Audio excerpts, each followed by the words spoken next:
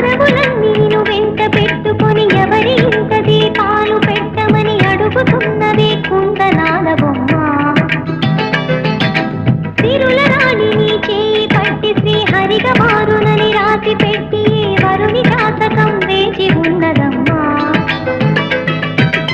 అన్నమయ్య శృంగార కీర్తనల వర్ణనలకు ఆకారమైన బంగారు చిలకనమ్మా. రాముని సుమసరమా, రాముని సుమసరమా. కదిలే వెన్నెల శిల్పమా, కలలే అలగను రూపమా, అనుమతి నడకట ఎదసడిలో అలకడి రేపే అపురూపమైన భావమా. చిలుకు తడికి చిగురు తొడుగు పూవమ్మా.